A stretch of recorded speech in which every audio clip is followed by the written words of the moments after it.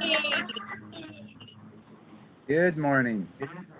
it is Good 10 morning. o'clock Tuesday, and we are live. Wait a minute, wait a minute. Jeremy, you may need to mute your phone a moment. I did. I muted it for him. I'll unmute it. Okay. Yeah. Yeah, here we go. Okay. We are coming to you live this morning, just a little bit different. Wayne is traveling. Jeremy is traveling as well. And so I am here. I'm still your host, and we are going to work on week 5. As always, IT is ever changing, and the reason we do these is so that we can educate and support our business community. So without any further ado, we are going to get started today. We are talking about VPNs. So Wayne, can you explain to us what a VPN is and when it's used in our business?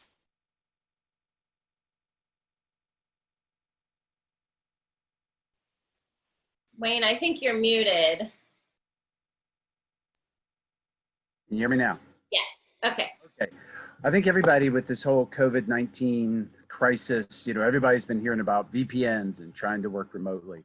A VPN is a virtual private network. So in a nutshell, what it is it is a secure, encrypted exchange between a user and a location.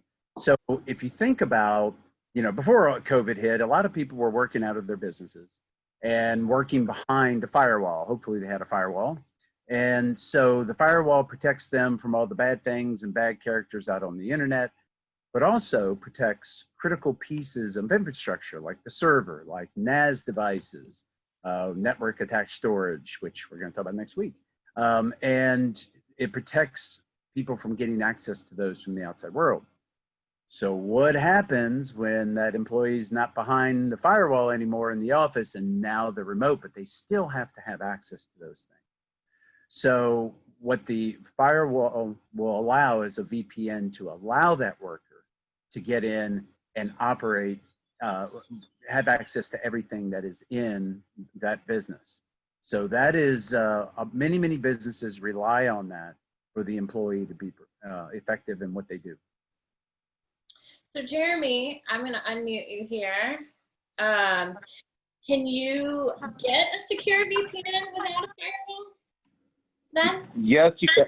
Yes, actually you can. There are third-party companies that offer software-based VPNs, but any business should have a firewall at their office location to protect their perimeter of the network regardless. And 99.9% of those firewalls come with some sort of VPN that can be enabled and deployed. So yes, they are available in a software sense, but the better solution, not only from a technology standpoint, but also from a financial standpoint, is to utilize the VPN that is in a commercial grade firewall that also protects your business. Gotcha. So Wayne, can you explain the difference between a VPN and remote desktop?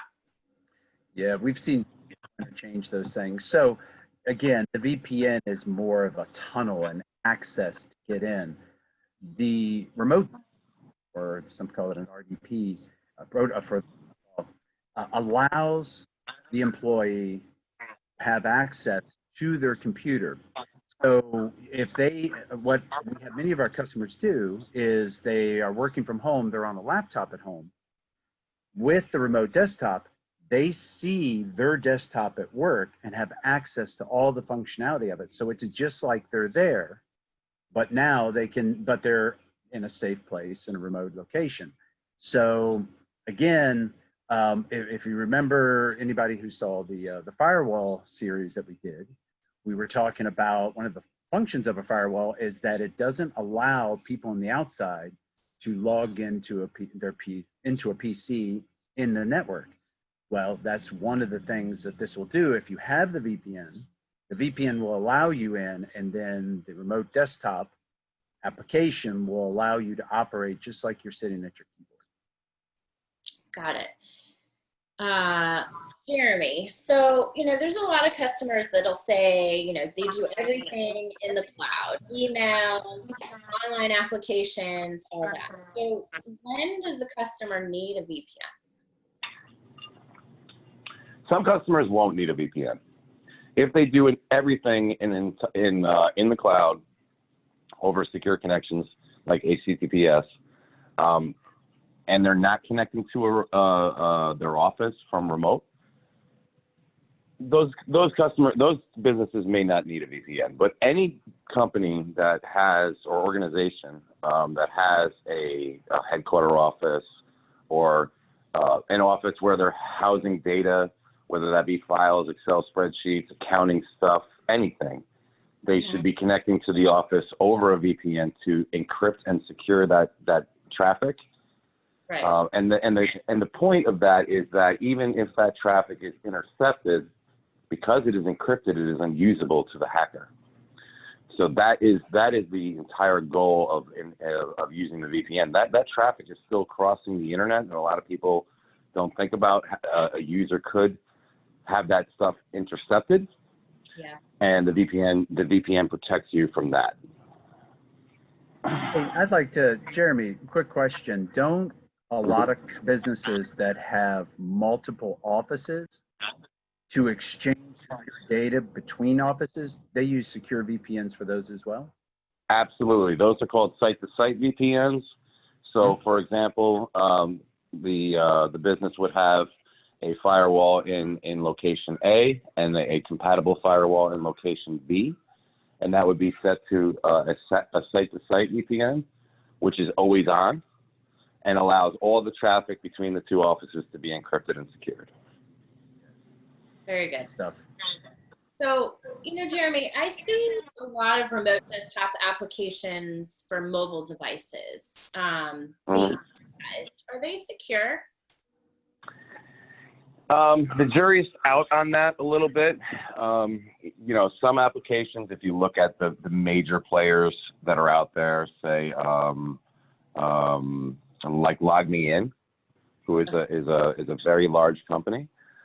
They do have a remote desktop solution for your mobile device to your office or home computer, which is secure. But my recommendation to everyone before they're grabbing some software to access data is to do a little bit of research first. And for those users out there who have questions about that, feel free to reach out to us, because we have solutions already deployed for customers which are secure. So it's kind of like buying a car. You want to make sure that you're getting what you pay for, and you're making sure that all the parts and everything are solid and safe. Very good. All right, Wayne, what's coming next week? Next week, well, I kind of gave a little teaser. We're going to talk about NAS device, which is called for network attached storage, and comparing that to OneDrive. And something that we see a lot is we see smaller companies, they start off, they utilize OneDrive, and it works well for small amounts of data, smaller amounts of users. As companies grow, they start reaching a point where OneDrive is just not very effective. Syncing issues, where a NAS device can be a much better, cleaner solution. So we're going to dive into that and talk about some decision criteria of when it might be the right time for you. Awesome. Jeremy, I know that your tip today has to do with Teams. You want to tell us what's up? Absolutely. Teams is an awesome program. In my opinion, I've been doing this a very long time. It's long overdue for a collaboration platform that has all the features that it has to be actually released to the public and be stable. Teams offers the ability for multiple users to collaborate. It could be actually hundreds of users to collaborate at a single time, and they can share and work on files at the same exact time. So, two users could be editing a spreadsheet when it comes around, it's time for them to do their accounting at the end of the year. They can work on Word documents. They can video chat. They can send inter-office messages through the office, through the chat system, which is a lot more efficient than email for short messages. There's the ability to store files there. And it can be used as a repository for important data that users work on every single day. So when they get into the office, they open up Teams and they have groups based upon the organization or based upon their customers or based upon their projects. And all the documents can be neatly organized in there. It makes it easy for everybody to work on. There's even an app for mobile, for your phone, for your Android, or for your iPhone, Android, or Windows phone.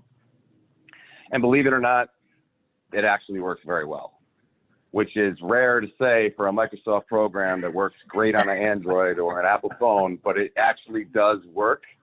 And you can take it from me because I use an Apple phone and I use Teams on it every day. That is awesome. What a great... I would add, we use that. Jeremy and I use that a lot. We'll be working on a proposal and you can actually see what cell he's editing or have his initials on it.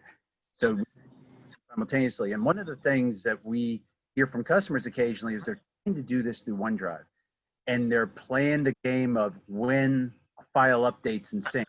So if a couple people are working on it, they may be working on an old version. And that's the time to really start looking at Teams as a better solution. All Agreed. Right. That is awesome. Well, I'm going to interject a little marketing tip for all of you today. So let me ask you a question. You had 1,000 potential customers all asking for information about what your product or service is. I mean, wouldn't that be amazing? Of course it would. So what you need to do is grow your email list, because that's exactly what that does if it's grown correctly.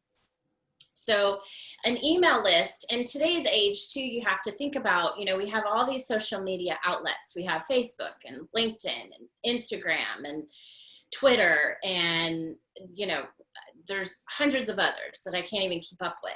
But, it was interesting because you grow these groups or you have these lists on your Facebook or Instagram or LinkedIn or wherever. But if you think about what if Facebook or LinkedIn go away tomorrow, you've all of a sudden lost your customer base. So what you want to do is make sure you grow that email list as well, because those emails nobody can ever take away from you. So growing that the right way, you will have potential customers reaching out to you about your products and services. And next week, I'll dive deeper into that a little bit, but we are out of time for today. As always, thank you so much for joining us. If you have questions, which let me pop in here really quick because I can't see it, but sorry about that. If you have questions, drop them in the chat below and we will get to them. And if you do not and you catch the replay, just let us know. If, we will, sorry. I do not see any questions today right now. So thanks, Matt, for joining us. I appreciate you. Just like I said, if you're looking at the replay, just drop the questions below, just hashtag replay, and we will get to you. You can also send us an email, which are posted in the notes as well. So enjoy your Tuesday. We will see you next week. You guys take care. All right. Bye, everyone. Bye, everyone.